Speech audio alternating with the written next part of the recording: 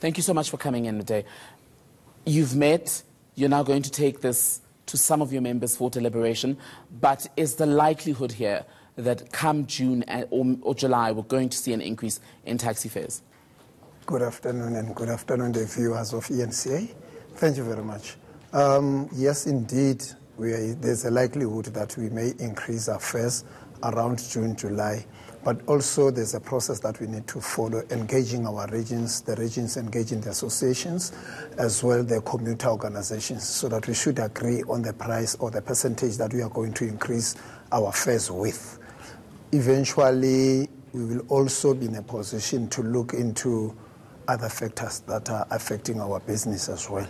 Look, as soon as the petrol hike comes in or comes into a picture, we know that very well, that the spares as well, the maintenance of the vehicle, our insurances, they automatically go high as well. But we are not just going to do it without considering the poorest of the poor that we are faring throughout the province and into other provinces, that is our commuters. We are going to look into the issues. How can we handle it so that our commuters shouldn't cry that much? And this is not the first steep hike in the price of fuel in the last 2 years. How have Santaco members managed to keep prices reasonably down? Well, all the time we were taking a punch for the benefit of our commuters. That's what we were doing. Also, sometimes, if you can look into our schedules of prices, we are far behind in the public transport sector when you compare with the other modes of transport. But because we are faring our own brothers and sisters whom are not making enough earning into their pockets, we consider that as well. But what we are doing in order that our service should be still available for our commuters on the ground. Outside of raising taxi fares, what else could you do? There's nothing we can do without raising taxi fares, because that is the only source of income that our operators are living from.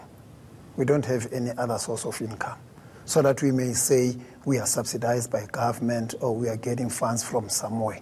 But what we are proposing with government most of the time when we are engaging with government is that can't the government subsidize the commuter so that the commuter, he or she, be in a position to decide which mode of transport they can use. We are not saying as a taxi industry that bring the subsidy to us as operators. No. We wish the subsidy should be given to the commuters. How would that work? If the money is not given to Santaco and the other taxi associations directly, how would that subsidy be paid out? I think the subsidy will be in a card system, that each and every commuter will be buying a card or a ticket so to use in a public transport mode. Obviously, there will be a subsidy that will be loaded by the government so that it can assist the commuters. But that wouldn't be an overnight process, wouldn't it? Because to roll out a card system, you'd have to then get offices or ticket offices where commuters can buy these tags or cards, whatever it may be, and then you'd have to get machines similar to what we see in buses where people would tag in. That would take a while. So what's the likelihood of that actually happening?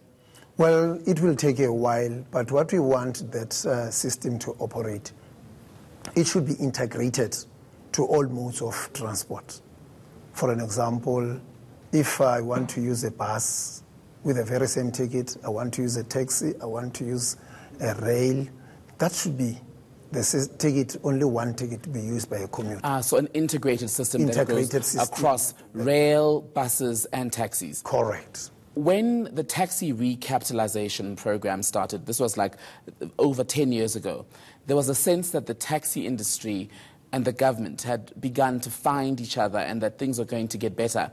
And one of the conversations that had emerged before and after that process is what you were talking about, the subsidization of the taxi industries, because I know the bus companies get some sort of subsidy from the respective governments. Why has it taken this long to get the taxi industry subsidized?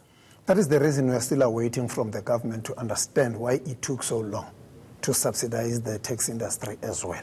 Because we are waiting patiently to see the subsidy being also implemented on the taxi industry. Because from our side, I would say we are more than ready. we are waiting for it to be in place so that it should benefit our commuters on the ground. And what becomes of commuters when you eventually have to hike prices because the fuel increases just keep coming? Well, it keeps on coming, but sometimes we take a pressure so that we understand that what type of people are we working with, what type of service are we giving to which type of people that are really, really suffering in the country at the moment. But what we do normally, we sit down with the commuter organizations, we negotiate our fare increase on a table. To an extent, they sometimes quickly agree. Sometimes we may say, for an example, we increase with a 0.5%. They may say, well, we understand if you can range between 0.5 and a 1%. I'm making an example, so that they understand the circumstances that we are operating under. In jobs in the industry, have you started to shed those where operators are now having to let drivers go because they simply cannot afford to pay them? Well, it's not that easy that we can let our drivers go, because remember, we have employed them to render the service to the commuters. We have employed them to run our business as well as the drivers. Even if how bad it is, the economy or the fuel hike prices, it doesn't push us that we should release our drivers from their duties. Midday Mali, thank you so much for your time. I thank you, sir.